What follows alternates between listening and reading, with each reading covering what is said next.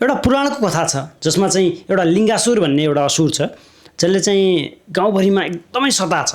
त्यहाँ जति पनि फर्टाइल ल्यान्ड हुन्छ जहाँ पनि उब्जनी भइरहेछ त्यहाँ सबै ठाउँमा ठुलो खाल्डो खनेर मान्छेलाई निकै दुःख दिएको छ। अनि त्यसपछि उब्जनी केही पनि भएन। अनि त्यसपछि मान्छेले के गर्न थाल्यो भने जति पनि घाँसपात खाने जनावर हुन्छ तिनीहरूलाई मार्दै खान थाल्यो। अनि त्यसरी खाँदै जाँदाखेरि तिनीहरूको सङ्ख्या घट्यो।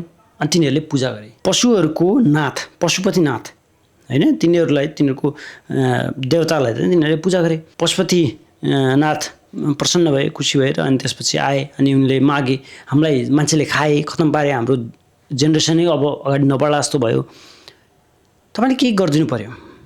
एक किसिमले मान्छे पनि पशु नै हो हेर, म उनीहरूको पनि देवता हुँ, मैले तिमीलाई नखाऊ पनि भन्न सक्दैन, उनीहरूलाई पनि बाँच्न दिनुपर्छ, उनीहरू गाह्रो पनि भइरहेछ। मैले के गर्न सक्छु भने उनीहरूलाई एउटा डिल केही क्रिएट गर्न सक्छु भने। अनि त्यसपछि डिल गरिसकेपछि अनि एक दिन घोषणा गरेँ अब डिल के भयो भनेर है।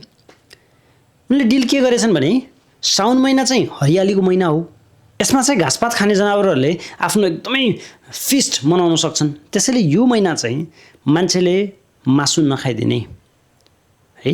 त्यसो र विशेष गरी जनावरहरू चराहरूमा चाहिँ उल्लुको मासु नखाने। उल्लु चाहिँ अलि लाटो छ, लाटोको वालाको मासु खायो भने मान्छेहरू पनि लाटो हुन्छन् अनि टिकटकमा जे भन्यो ती पत्याइदिन्छन्, त्यही भएर यस लाटोको सेरोको पनि मासु नखाने भनेर।